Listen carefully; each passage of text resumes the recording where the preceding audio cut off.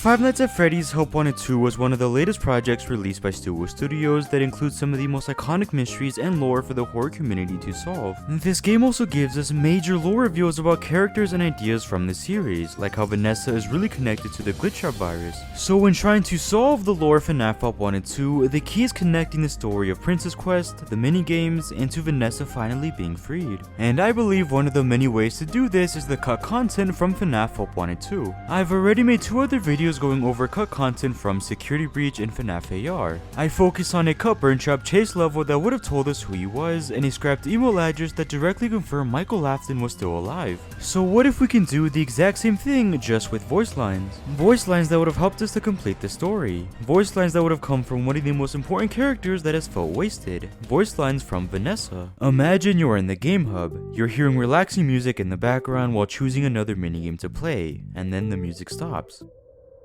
The room feels ominous and all sounds are drawn out, and all of a sudden you hear a voice.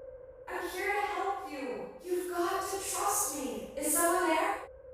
One familiar and mysterious. It's Vanessa, telling you to act natural and to not do anything suspicious. Vanessa would have directly talked to you through the Vanny network and would have been your guide throughout the entire gameplay. But before we go over these cut voice lines, I'm happy to introduce the very first collab on the channel, Neo Nobody, who is going to go over all of Vanessa's appearances in the franchise, her role in the series, and his overall thoughts. So take it away. Hi everyone, I'm Neo. If you're wondering who I am, check your parents' bedroom. It's not your dad making all that noise. Now, Vanessa's backstory goes a lot deeper than some may realize. Yes, although the first time we see her physical look is in Security Breach, it is also widely believed that we play as her in the original Help Wanted. In Help Wanted, Glitch Trap wanted Vanessa's help to free him from the confines of this digital space. Vanessa, we must commit child murder, Vanessa. Yeah, what's that? You want me to be a furry? Okay, yeah, I can do that. What that's not Don't worry, already on it. And thus let Security Breach commence. But wait, there's one more game before Security Breach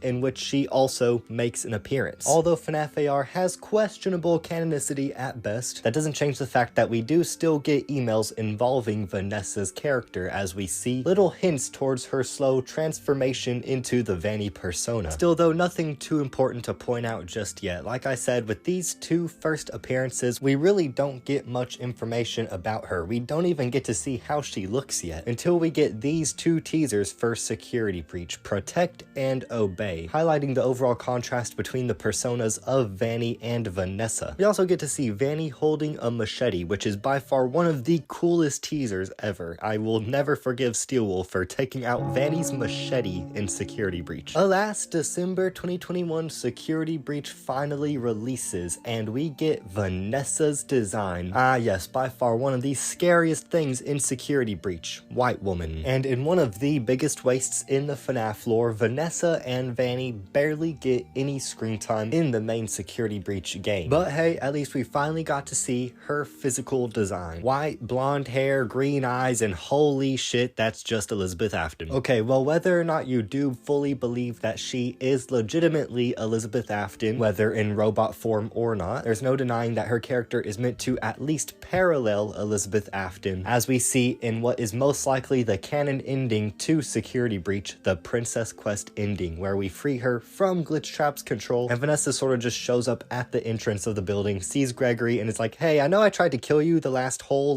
night, but hey, wanna go get some ice cream?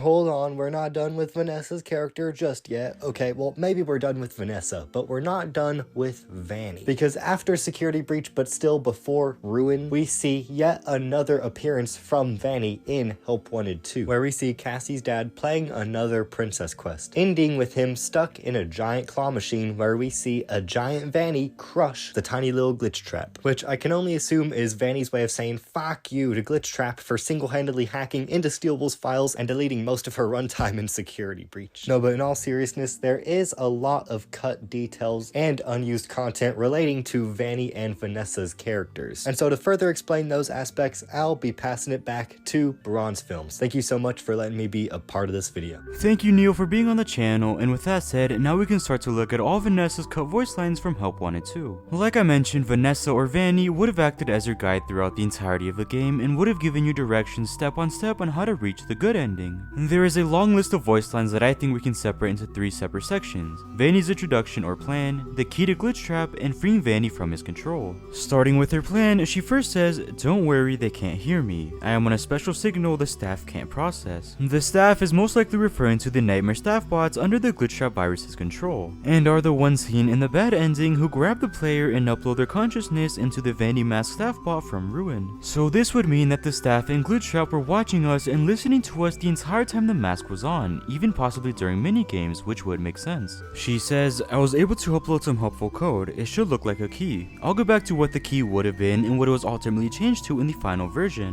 She then says, "Find a place where we can talk safely." Again, Vanessa would have contacted you randomly while you were playing, and a safe place to talk could have either been the hub, or I think it could have been the Game 1 room where you would receive the collectibles, cause there the staff wouldn't be able to watch you or listen to you. But now when looking at the more important voice lines, it reads, "You need to listen to me carefully. Don't help it escape. It's using you to finish where she left off. Only a small piece of his code remains." When she refers to it, she is clearly talking about Glitch Trap, the main antagonist of almost every new FNAF game. Glitch Trap is using the main player to finish where she left off, which is attempting to be freed and come into the real world, and this is exactly what we see happen in the bad ending. In this game you can collect Fast Force figures, which I think represent the remaining parts of the Glitch Trap virus. By collecting them all, Glitch Trap would be freed, as we saw his arm peering out of the charging station. So he was simply using the player to collect his code for him and to help him escape. And even Vanessa confirms this, as only a small part of his code remained. Which also lines up with Security Breach, where Gregory slowly completed different Princess Quest arcade machines, destroying Glitch Trap's code and almost freeing Vanessa entirely. But who is the she Vanessa is referring to? Well, it makes the most sense that she is Vanny. Now it's been made clear that Vanessa and Vanny are the same person, but Vanny was under the influence of the Glitch Trap virus and his orders. She was responsible for kidnapping children and murdering them, just like Willie Mafton. Through the virus, she also hacked into all of Fazbear's entertainment systems and made herself head of security in the Pizzaplex, which allowed her to clear the path in the sinkhole and attempt to bring back Glitch Trap into the physical world through Burn Trap. So it looks like Vanessa refers to Vanny as a whole separate person and not just an alter ego. Leaving the Vanny mask behind was also a form of leaving someone behind, someone she was very close with. So the virus used Vanny to try to become free, and want to finish his work with the player from Help Wanted 2.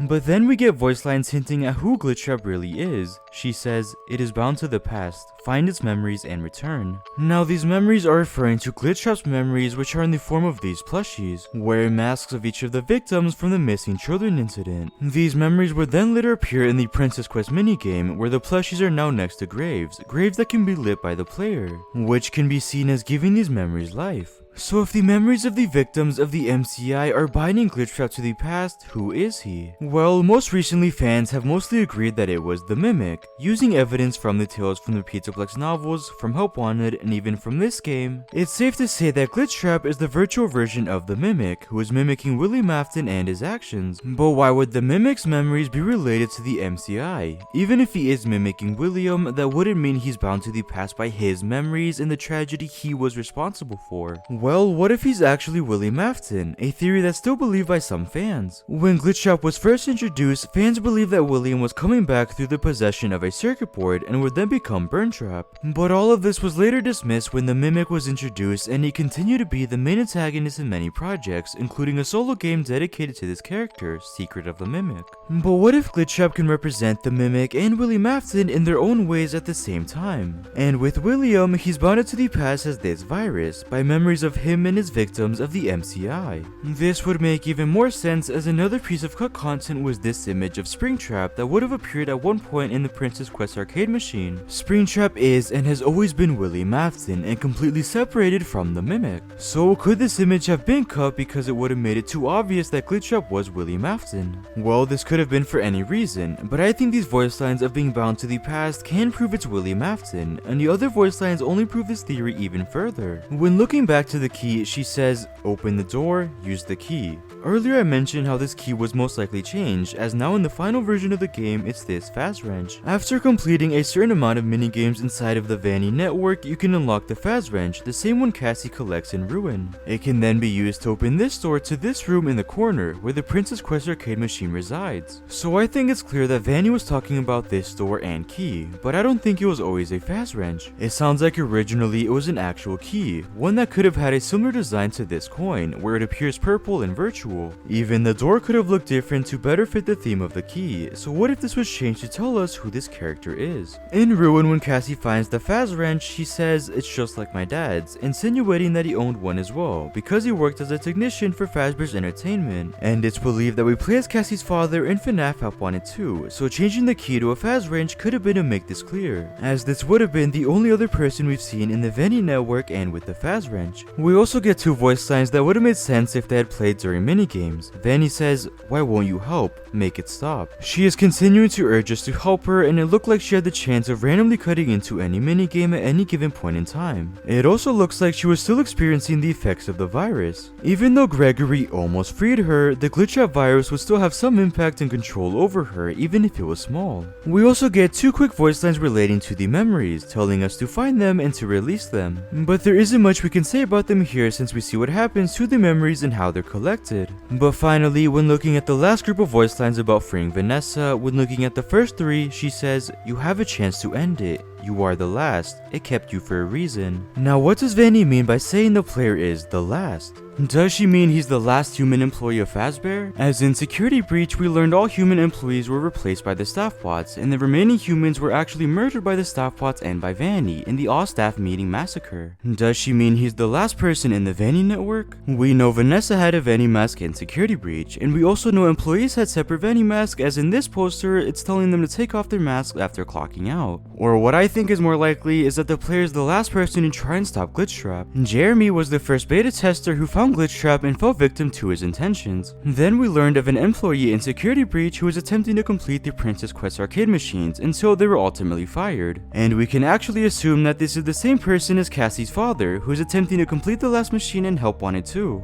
Gregory and Glamrock Freddy then attempted to stop Glitchtrap and were almost completely successful, and like I mentioned, the player is now the last to try and stop him once and for all. But we also know that the player was kept alive for a reason, which we now know was to set Glitchtrap free. But really at any moment since the player entered the Pizzaplex and made his way to the FNAF 6 pizzeria, it sounds like Glitchtrap could have used the staff bots to attack him, like with Freddy, Vanessa, and even in the ending, but he was purposely kept alive by William to set him free. Now when looking at the final group of voice lines, they would have been specific directions from Vanny on how to reach the good ending. She first tells you to deactivate the inhibitor, remove your mask, see the world as it really is. She then tells us, use the token, the same purple token that I talked about earlier, which is used to actually play the Princess Quest arcade machine, and this can only be collected after all plushies are collected as well. She also says the memories are freed, which is something we had already assumed after they were collected and after they were lit by the player.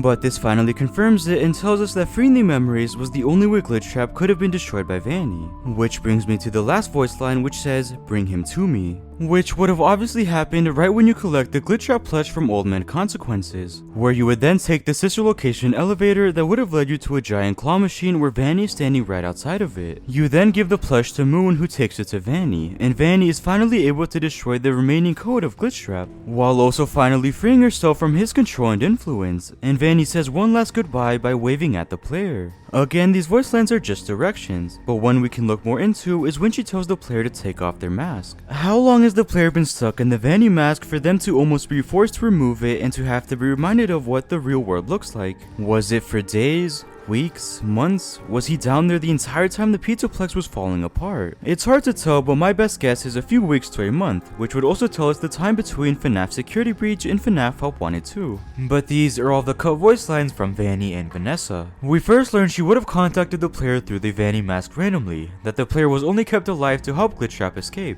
And to finish off where Vanny started, we then learned he's bound to the past by the memories of all of his victims, which may suggest Glitchtrap is William Afton in FNAF Help Wanted 2. We learned that she would have given us a key to find the arcade machines and specific directions on how to free the memories and how to free yourself as well. And all of this would have been important context telling us who Glitchtrap is, how Vanny is connected to him, and how this game is finally closing the chapter on Glitchtrap. Now there were other smaller pieces of cut content like a cut minigame that would have included Monty, as we even have this jump scare, or small details changed with the Music Man or carousel levels, but none of these really helped us to solve the lore like these voice lines do. For additional context, I do refer to Vanessa and Vanny as if they were the the same, because we know they are. Although we do see Vanny at the end of the game being freed, I do believe the voice lines would have been from Vanessa specifically, sounding more human and almost desperate for help. It's also not clear if they were all supposed to come from Vanny, but because of what they say, because they're all connected to each other, it's safe to assume they would have come from Vanny. Vanny is even credited as a voice actor in the game's credits, even though we got no voice line from them in the final version of the game. I also want to add a quick disclaimer. It can be debated if cut content should even be used when theorizing, since they were cut for a reason. And I do agree with this, but I also think we can use cut content strictly as supporting evidence. For example, we already knew Glitch Trap might be William Afton, but these voice lines includes add additional support to the theory. I want to thank Neo Nobody for being on the channel once more, and it was a pleasure working with them on the video. And now, here's my amazing girlfriend for the outro. So what do you guys think? Should we use cut content to solve the lore? And what do these voice lines tell us about Vanny and her character? So make sure to comment down below any thoughts or theories. Also, make sure to like and subscribe for more content like this. And thank you guys so much for watching.